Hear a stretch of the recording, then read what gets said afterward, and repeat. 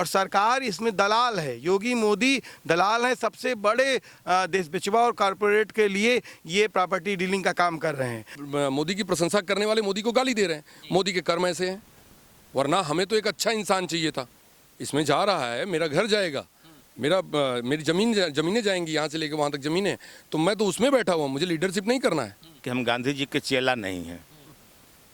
हमसे जिस भाषा में प्रशासन मिलेगा हम उस भाषा में उससे मिलेंगे। दोस्तों फिलहाल हमारे पीछे आप भीड़ देख पा रहे हैं, ये किसान हैं जो अपनी आवाज़ सरकार तक पहुंचाने के लिए आज लगभग 14वां दिन हो गया है और 14वें दिन भी यहाँ इनकी बात सुनने के लिए कोई भी प्रशासन के लोग नहीं आए हैं। पता नहीं कहाँ बहिरे बन बैठे हैं। चूँकि हमारे पास तो आँख है, कान दोनों है, तो हम देख रहे हैं और सुन रहे हैं कि ये लोग परेशान हैं, तो हम तो आ गए। अब जिनकी जिम्मेदारी है वो भी धीरे धीरे आ गए हैं। लगभग हमारे साथ देख लीजिए आप, किसान मोर्चा के तमाम नेता मौजूद हैं। सबसे पहले हम राजीव भाई से बात करेंगे। राजीव भाई, सबसे पहले तो आपका यहाँ पे आने का मकसद मुझे बताइए, क्यों आप यहाँ पे बैठे हैं? देखिए, ये है कि जो जिस तरह से सरकार ने कहा है कि हम इंटरनेशनल एयरपोर्ट बनाएंगे, तो साफ तौर पे ये है कि इंटरनेशनल एयरपोर्ट की सरकार बता दे किसने मांग किया, क्योंकि यहाँ के लोग तो बता रहे हैं कि नहीं मांग किए हैं और 14 दिन से बैठे हैं। इसके पहले भी जिन गांव के भूमधिग्रहण की बात चल रही थी उन लोगों ने भी मांग नहीं किया था और हर जगह से विरोध है। अब कभी कहते हैं कि ये एयरपोर्ट उधर बनाएंगे, कभी एयरपोर्ट इधर बनाएंगे, कभी कहेंगे एयरपोर्ट उधर बनाएंगे हैं। और सबसे बड़ा सवाल ये है कि जो सरकार इस तरह से कह रही है कि चाइना के खतरे से निपटने के लिए हैं ये एयरपोर्ट बना रहे हैं, तो अग्निवीर जो ला रहे हैं 4 साल की आप जो है नौकरी दे रहे हैं। अगर इतने आप संवेदनशील होते इस देश की सुरक्षा के लिए तो अग्निवीर नहीं लाते जो है। हाँ, और इन्हीं जो माताएं बहनें हैं, जो इन्हीं के बच्चे जो है कल की डेट में फौजों में जाते हैं, कल की डेट में इस सरहदों की सुरक्षा करते हैं और आज इन्हीं की सुरक्षा का सवाल सबसे बड़ा घर आ गया है। कहीं आप ये नहीं देखा जा रहा कि आप लोग विकास के विरोध में बैठे हैं? देखिए, अगर ये विकास है तो हम तो पूछना चाहते हैं मोदी जी से जो है, योगी जी से जो है, कि आप क्यों जनता को जो उजाड़ने का ही क्यों आप विकास का सपना हर समय देखते रहते हैं। अगर जो लोग कह रहे हैं कि यहाँ पर एयरपोर्ट बन जाएगा तो आजमगढ़ के लोग बड़े पैमाने पर विदेशों में जाते हैं, तो आजमगढ़ के लोग तो दिल्ली, बम्बई, कलकत्ता से लेकर लुधियाना से लेकर केरल तक जाते हैं। कितनी आपने ट्रेनें चला दिया जो है, भर भर के ट्रेनें जाती हैं। तो आप दूसरा कि आपने जो एयरपोर्ट बनाया है जो यहाँ पर, आज तक एक उड़ान उसकी नहीं हो पाई है जो है। तो आप अगर विकास सचमुच चाहते थे या इस आजमगढ़ या पूर्वांचल के लोगों की आपके दिमाग में कुछ था जो है, तो ये ऐसा कुछ है नहीं जो है। ये के सब सरकार जो है ज़मीन की बैंकिंग कर रही है। और आप देख सकते हैं रिलायंस के तमाम पेट्रोल पंप खुले थे, सब के सब बंद हो गए। तो अगर पेट्रोल बांटने के लिए था, डीजल बांटने के लिए था, तो आखिर में जो है वो बंद क्यों पड़ गए जो है। और मैं साफ तौर पे कहना चाह रहा हूँ कि जो लखनऊ का जो एयरपोर्ट है, चौधरी चरण सिंह के नाम पर एयरपोर्ट था, किसान नेता के नाम पर एयरपोर्ट था, उस एयरपोर्ट का नाम अडानी के नाम पर इन्होंने कर दिया है। और कल की डेट में ये जो ज़मीन ले रहे हैं ये अडानी के लिए कर रहे हैं और सरकार इसमें दलाल है। योगी मोदी दलाल हैं, सबसे बड़े देश बिचवा और कॉरपोरेट के लिए ये प्रॉपर्टी डीलिंग का काम कर रहे हैं। और आप बता दीजिए कि ये जो अगर अडानी अंबानी को ले देना है तो आप बता दीजिए कि जो है तो अडानी अंबानी को भेजिए, हम उनसे वार्ता करेंगे जो है। आप बिचौलिए का काम क्यों कर रहे हैं जो है। और एयर इंडिया जब आपने बेच दिया है, तमाम चीज़ें बेचते ही जा रहे हैं। ये सामने पड़ा स्कूल जो देख रहे हैं, इसकी भी स्थिति नहीं है कि ये रहेगा कि नहीं रहेगा। और आज ही अभी न्यूज़ में तमाम मीडिया में आ रहा है कि बच्चों का जो है ना स्कूल का ड्रेस बट पाया है, ना उनके बस्ते बट पाए हैं, ना उनके किताब कापी बट पाई है। अभी ठंडी आने वाली है, अब ठंडी में बच्चों के लिए अभी तक उनके लिए ठंडी कपड़े नहीं आए। तो आप इतना जो विकास कर रहे हैं तो हमारे बच्चों का, हमारे महिलाएं हैं, जो पुरुष हैं, उनको जो आप जीवन यापन के लिहाज से बेहतर नहीं कर पाएंगे। तो वो जो विकास सिर्फ कंक्रीट के रोड और बड़े बड़े महल बना के विकास होगा। अच्छा, सांसद दिनेश लाल यादव तो कहते हैं कि अगर जनता नहीं चाहेगी तो वहाँ उनकी मर्जी के बगैर एयरपोर्ट नहीं होगा। फिर ये क्या हो रहा है? तो सांसद दिनेश लाल निरहुआ जो है, वैसे निरहुआ ही उनको कहना ज़्यादा उनको जाना जाता है, तो वो तो कहते हैं कि जनता बेवकूफ़ है।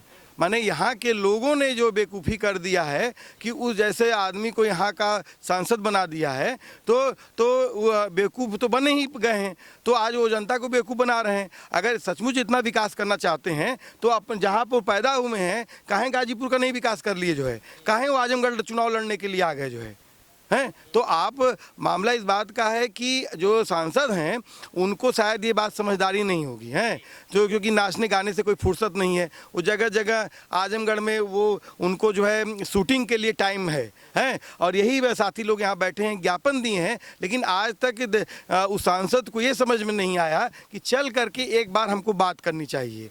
और यहाँ पर स्थिति ये है, इतनी गंभीर है कि दो किसानों की हार्ट अटैक से मौत हो गई जो है, और शायद ये लड़ने का जज्बा अगर इनका नहीं रहता तो ये स्थितियाँ और भयावह होती जो है। आज लोगों के सपने में जो है क्या कहते हैं आ रहा है कि उनकी ज़मीनें छीनी जा रही हैं। कल यहाँ पर जिस ज़मीन पे आप लोग बैठे हैं, इस ज़मीन पे कल लोगों ने दीपावली के दिन दीपक जला करके जो है अपनी ज़मीन बचाने के लिए जो है खड़े हुए जो है, और लोगों ने जो है तो आप सिंपल सोच सकते हैं कि लोगों का आप त्यौहार, लोगों का आप उनकी रातों की नींद आपने हराम कर दी, तो ये कौन सा विकास है जो है। बहुत धन्यवाद राजीव भाई। मैं थोड़ा सा और लोगों से भी देख लेता हूँ इधर आसपास। सबसे पहले इधर भी देख लेता हूँ। क्या नाम है सर आपका? शशिकांत उपाध्याय। शशिकांत जी, आप बताइए, आप लोग यहाँ पे बैठे हैं, चूँकि किसान नेता होने का दावा आप लोग कर रहे हैं, तो किसानों का तो कहीं ना कहीं विकास ही हो रहा है। यहाँ अगर इंटरनेशनल एयरपोर्ट बन गया तो आसपास के जो ज़मीन है वो तो तुरंत भाव बढ़ जाएंगे और विकास हो जाएगा, और तमाम प्रकार की बातें चल रही है इस वक्त। आप क्या सोचते हैं? ये एक किसान के लिए एयरपोर्ट कितना ज़रूरी है, उससे किसका विकास होगा? तो हमारी ज़मीनें ही ले ली जाएंगी तो हमारे पास तो ज़मीन फिर बची नहीं। हमारा घर, हमारी ज़मीन, ये सारी चीज़ें लेने के बाद हमको जो विकास की बात कर रहे हैं, तो विकास तो पहले छोटे लेवल से शुरू करें, शिक्षा सही कर लें। जब हमें ज़रूरत होगी, जैसे शिक्षा की मांग हमने की तो आपने दिया ही नहीं, हमने और भी चीज़ों को सस्ता करने के लिए कहा, वो आपने दिया नहीं, तो फिर आप कर क्या रहे हैं ये खुद वो सोच लें। ये एयरपोर्ट का जो भी ख्वाब उनका है या जो भी सोच है उनकी, इसके लिए किसान मतलब गुनहगार नहीं है। अच्छा, भाजपा के लोग तो यहाँ से ये भी, अब जब राजनीति की बात आ रही है तो भाजपा के जो लोग हैं वो यहाँ से ये भी कह रहे हैं कि विरोध वही कर रहा है एयरपोर्ट का जो उस वक्त कोरोना की वैक्सीन का विरोध कर रहा था। अच्छा, कोरोना की वैक्सीन का विरोध तो हमने नहीं किया है, हमने लगवाया भी है। तो ऐसा कहाँ से बात आ गई उनके दिमाग में? कुछ तो लोग कहेंगे, लोगों का काम है कहना, तो जुबान है। भाजपा के लोग हैं या सपा के लोग हैं, ये नेतागिरी नहीं होती यहाँ।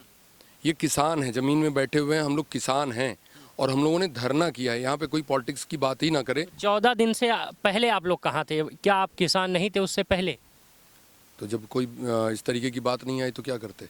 सर, आज लगभग 1 महीना 12 दिन हो गया है, चूँकि ये गांव नहीं, आसपास के और भी गांव थे, मैप सिर्फ बदला है, परेशानी वही थी।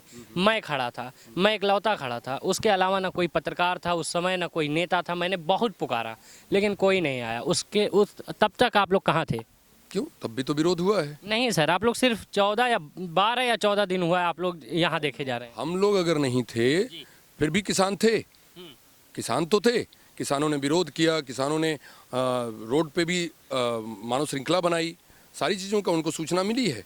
वो सर उसी गांव के लोग हैं, वो किसान हैं, उसी गांव के रहने वाले ये लोग रहेंगे। तो आप लोग तो सर लीडरशिप ले रहे हैं ना। मैं इस गांव का निवासी हूँ। अच्छा जी, नहीं, किसानों की लीडरशिप ले। सिर्फ नहीं है किसी की यहाँ, ये किसान की बात हो रही है, ना कि लीडर की। यहाँ पे हम हमारे गांव की बात है। मेरा घर जाता है, इसमें जा रहा है, मेरा घर जाएगा, मेरी ज़मीनें जाएंगी यहाँ से लेकर वहाँ तक ज़मीनें, तो मैं तो उसमें बैठा हुआ, मुझे लीडरशिप नहीं करना है।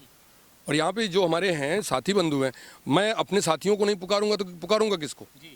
तो जो अपने दायित्व निर्वाह में ऐसे हैं कि किसान के लिए हम निछावर करेंगे ज़िंदगी, तो वो ऐसे लोग इकट्ठा हो रहे हैं। आपने अपने साथियों को पुकारा, वो तो आ गए, दिख रहे हैं, सभी लोग आ गए, लेकिन आपने जिनको सांसद या विधायक चुना, आप ही ने चुना, वो कहाँ रह गए? पीछे रह गए क्या? नहीं, अब पीछे रह नहीं गए। गलतियां हर इंसान से होती हैं, एक बार सभी को परखा जाता है। जैसे आप पहली बार आए, हमसे मीडिया बंधु हैं, तो आप पहली बार आए और पहली बार आपने कहा कि हम आपकी न्यूज़ फैलाएंगे, और अगर आप नहीं करते हैं तो दोबारा आपको चांस नहीं दिया जाएगा।